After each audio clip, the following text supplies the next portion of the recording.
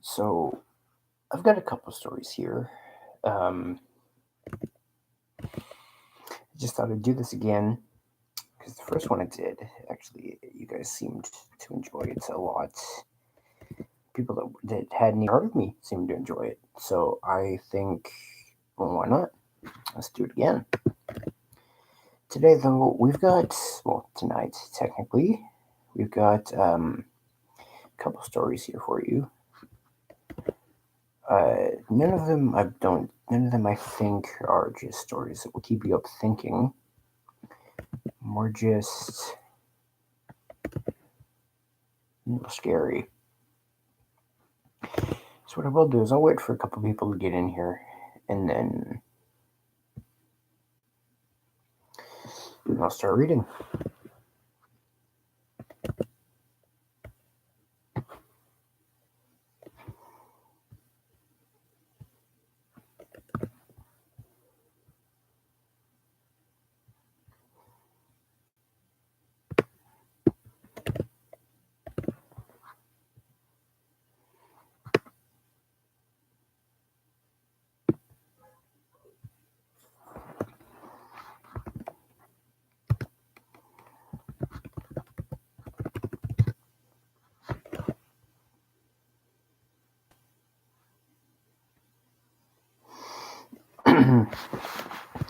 Well, it's probably best that while we're waiting, though, I give a little description of what the stories are going to be. We've got one called If the Music Stops, He Is Close. This one I haven't skimmed over yet because I feel like do best reading while I haven't practiced at all. It's not particularly something I've done. Hey, what's up, Austin? How you doing?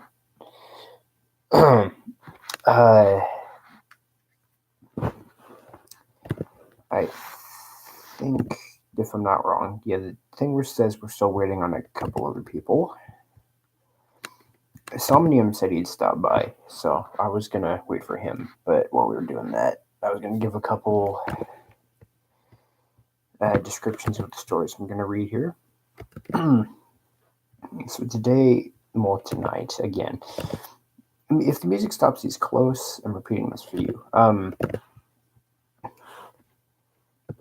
I feel it's about something, a demon. I didn't actually read this through when I went through. Demon, something supernatural.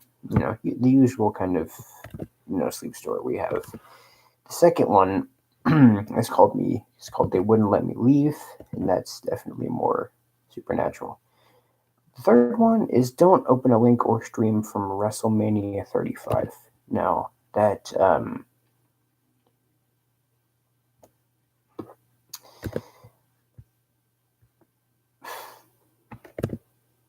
I guess we'll just start now then. So, let's actually scroll back to the top of this and, oh, wait, okay. Can I be mod? I don't know how to make you mod, bro.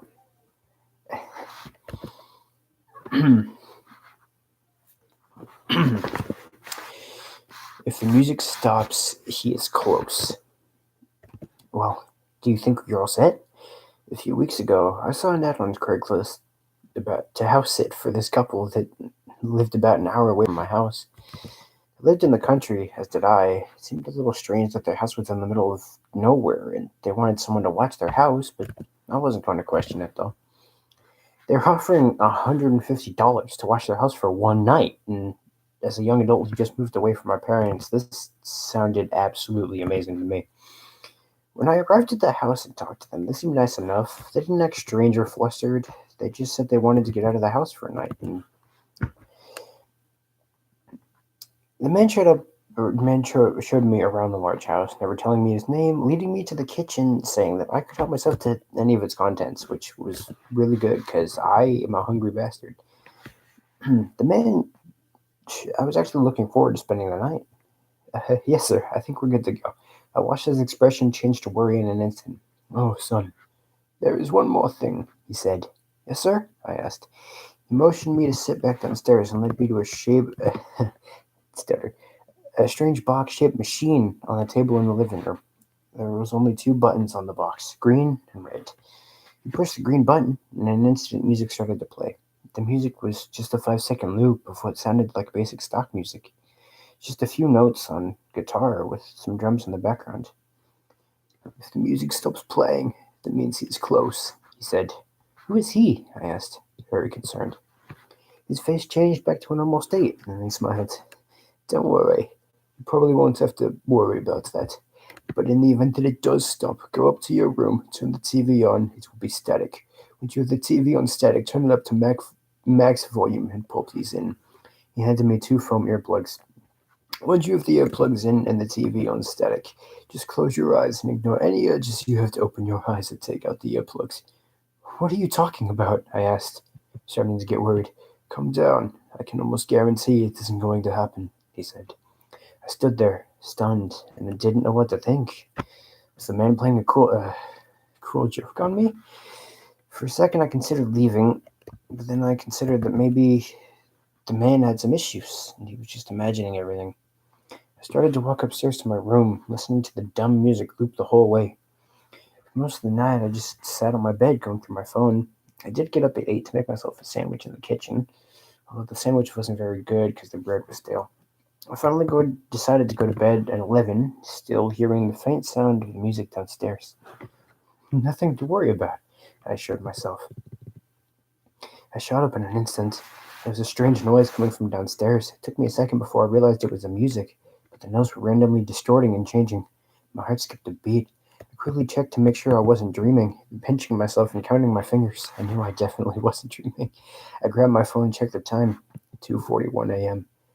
I sat listening to the distorted music for a solid 3 minutes before the sound went completely dead. I couldn't manage a sound out of my mouth. I sat frozen before finally snapping out of it and grabbing the earplugs I put next to my phone and popping them in. I also grabbed the TV remote and hit the power button. Sure enough, when the TV came on, it was complete static. I turned the volume to 100 and covered my ears. Even the earplugs weren't enough to soften the deafening sound.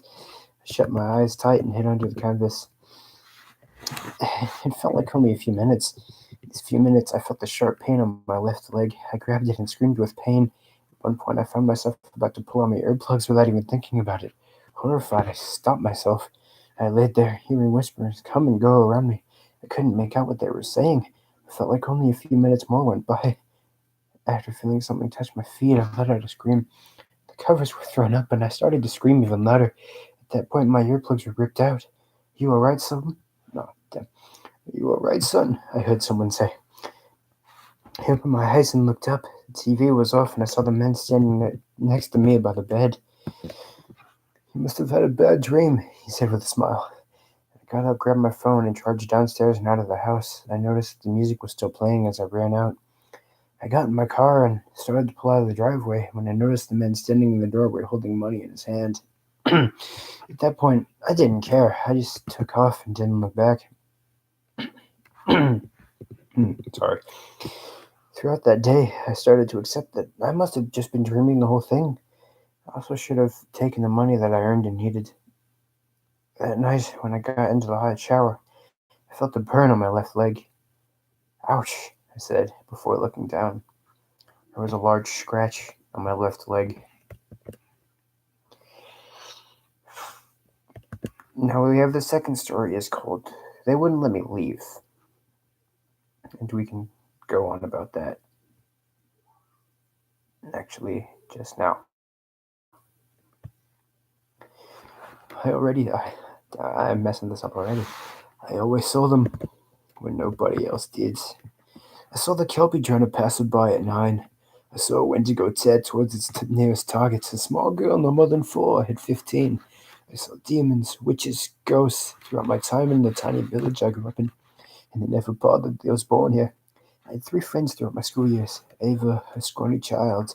Peter, the eldest of us all, and a musician. There was the strangest, Lillian. She wasn't born in the village. Lillian was fascinated with the harpy and the bell tower, the ghosts in the ruins, the warlocks in the deep woods all around us. Lillian, Ava, Peter and I were walking in the woods one fateful evening, and Lillian, in a spout of foolishness, spotted a lightning bug and wanted to find it. The woodborn, or everyone called those born in the village, of us knew that there was no firefly. It was any sort of mystical malady. The fireflies were killed around here long before our time. Eva ran after Lillian, and Peter went to fetch the food we'd brought by the river. I saw the youngest in the group, only 12, and distraught. I would have been much smarter. We were all split up. I heard the spirits start to yell at me, and I started to run. I knew they were. I always knew they were, despite nobody else seeing them, and I trusted them. So I ran away through the thicket of thorns and the branches occupied by devils. The fey nests twittered as I breezed past them, and a Wendigo gave me the strangest look as I leaped over the bones spilling out of his hoard. I ran until I reached the village and told my parents. The next few weeks, the town searched for my friends. Finally, they found Peter. He was disemboweled,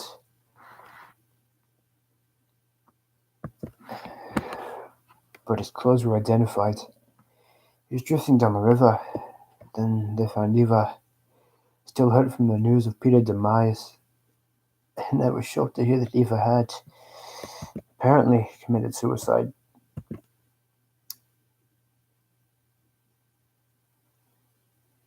She was at the bottom of Faraday Cliff. It wouldn't be a problem if Eva wasn't the kindest person I know. It was also less disastrous if Faraday Cliff wasn't 20 miles away from where they had disappeared. Lillian was never found, save her seashell necklace, one of her protecting charms. I tried to put the disappearances and deaths of my friends and family behind me, but I developed PTSD and anxiety after the incident. They were my only friends. This old schoolhouse in town, I became the girl whose friends died. Whoever the spirits became my friends, I found it funny. My friends weren't dead, and my other friends are just dead. People became afraid of me, especially since the outsiders began to outnumber the woodborn in my 8th grade.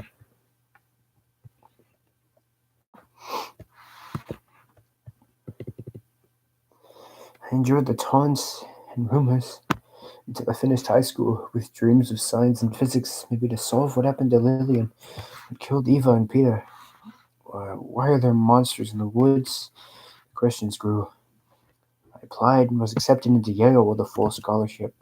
A great achievement. Now, there is something to understand. The village is small, pitiful.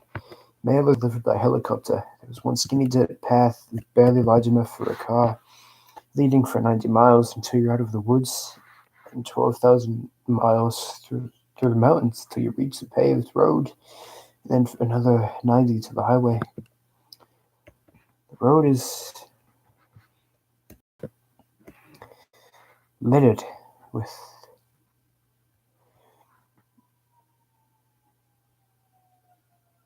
oh shit, I lost my spot.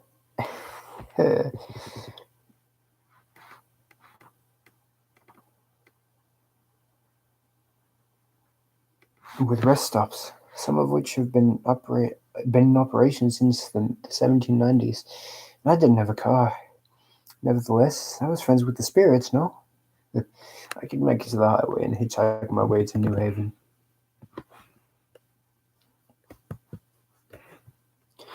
5 weeks after I made my decision, I set off with the blessing of my parents and siblings. I disappeared into the woods by the dirt trail, enjoying the spirits dancing around me.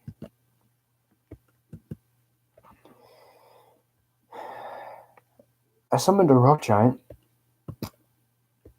a trick I learned from a lonesome witch at 17, and asked him to take me through the mountains in exchange for freedom. He agreed. Halfway through the mountains, though, I encountered certain imps. They told me to meet Astarte. I refused, but the rock giant had stopped, frozen in its tracks. Suddenly there was a bang. The giant fell. I was trapped in the rubble.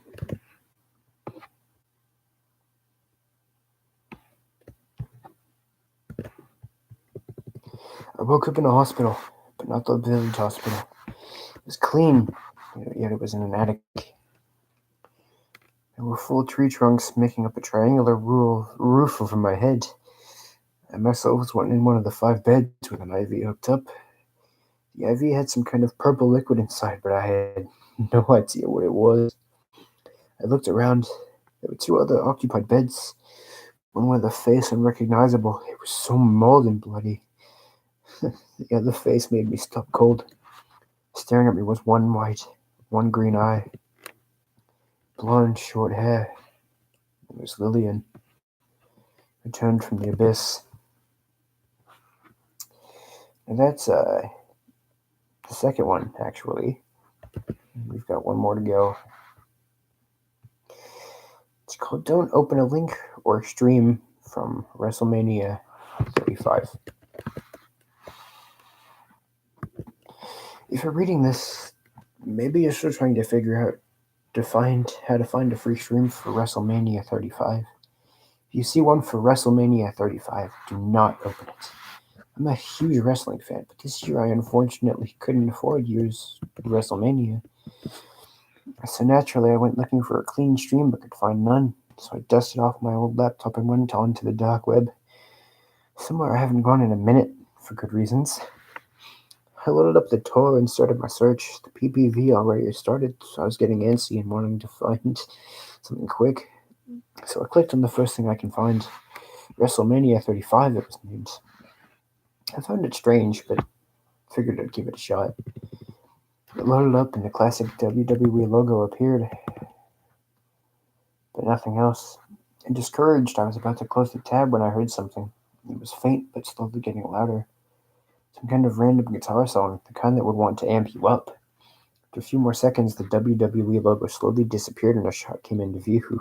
A crummy-looking wrestling ring with just a spotlight highlighting it. Figuring out this obviously wasn't the PPV I was searching for, but wanted to wait a minute to see what could possibly happen. A few seconds later, a younger blonde man in his mid-30s with a nice suit, with a nice suit walked into the center of the ring with a microphone. Good evening, ladies and gentlemen watching around the world, and welcome back to another year of WrestleMania. If you thought last year was brutal, you have no idea what's in store tonight.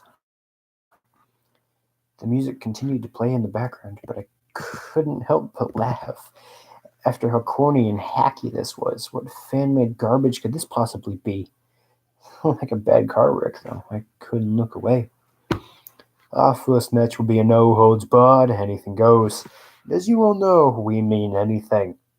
Just then, a team of odd-looking little men came up into the ring with buckets and other random objects you would figure in a hardcore wrestling match for those that actually watch. But this is different. There were saws, knives, screwdrivers, and other random little tools. Almost anything you could think of spread around the ring. Let's bring out our first contender. Just went Australian. The announcer motioned to a corner of the room as the spotlight lit up the area. An old man around at least 70 was blindfolded and being escorted into the ring by little helpers. He looked absolutely terrified the way he walked. When he got to the ring, they took off the blindfold, and I could tell he was screaming and looking confused as the hairs on the back of my neck started to stand up. My blood turned cold. I slowly realized what this might be. Mr. David Childers, are you ready to compete for the Intertown title in this very first match of the night? The old man tried to run, but was accosted by the helpers. The announcer held the mic out to his mouth. What is going on? Why am I here? He pleaded. I started to contemplate turning it off when another song came on. This team, it sounded more hardcore in another language. Oh, that's probably supposed to say time. Well, David, it's a little too late because here he comes. We're defending IT champ, Moloch. Cringing at myself. A spotlight shone on the other side of the room was a huge, and I mean huge motherfucker. At least 7 feet tall and built like a brick shithouse, clumsily stopped in the ring, walking with some kind of club. As he entered the ring out of nowhere, a rusty-looking cage descended from the ceiling and covered the entire ring. locking the two men inside. One of the small helpers put on a striped shirt, and the bell rang. The old man immediately went to a part of the cage and started to climb. As this Malik made his way toward him, smiling as poor David slowly tried to reach more of the cage. My eyes were glued to the screen as the brute looked around to see what cruel object he could use first. I still didn't know if this was real or not. I've heard of videos like this on the dark web, but I've never seen anything like it. My blood started to run cold. Malik picked up the screwdriver, took it to the poor old man, and jabbed it right into his lower leg as he kept trying to climb. He immediately fell and started screaming in agony. He went over to a bat that looked like it had barbed wire around it. He picked it up and seemingly looked around at an audience that clearly wasn't there, looking for approval. He shook his head and dropped it and then went over to a bucket. He picked it up and looked inside and got excited. He dumped it all over the ring, and it looked to be an assortment of nail tacks and other tiny sharp objects. He immediately went over to the old man, picked him up, and brutally slammed him all over the nails. When I say nails, I mean hundreds among other things. The old man didn't move, and blood immediately started to pour from beneath where he lay. I started to feel sick. I couldn't look away. Instead of pinning the man, not sure why I would ever think that, he picked up him and did it again and again. The whole ring was covered with blood, and the man stopped moving. Malak finally pinned him and won. The minions pulled the old corpse out of the ring and cleared the debris. The young announcer returned and proclaimed, "Your winner and still IT champion, Malak." His song played again, and he slowly exited to wherever the hell they are. Before our next match, let's have a quick. Oh wait, no, wrong voice. Damn. Before our next match, let's have a quick review of last year. The screen fizzled and cut the same ring as before. That's an even worse sight than what I just saw came before me. Two women were in the ring. One was behind the other, crunching barbed wire and between her mouth, blood spewing everywhere, her face being torn and stretched open. That would even make Heath Ledger's Joker blush. I felt the need to vomit and heaved into the trash can next to me. When I looked back up at the screen, did a cheesy 90s-esque transition. Two of the tiny little minions from before. One of them was on the top rope of the ring with some kind of vest with large, jagged spikes sticking out of the front of it. As the camera zoomed out to show a man lying in the center of the ring. The minion did a frog jump and landed right on the man's chest, pretty much exploding as blood went flying everywhere. I couldn't take it anymore as I logged out and vomited again, still not believing what I just saw. A good friend of mine is an obsessive deep web user, and I've got to ask if he's heard or seen anything like I just saw. If anything else knows anything, please let me know. Now that's all the stories we've got for this. And I would like to thank, actually, the Dark Somnium for showing up and sitting here listening to my narration of these stories. I do have, however, bid you all farewell as I am ending the stream here.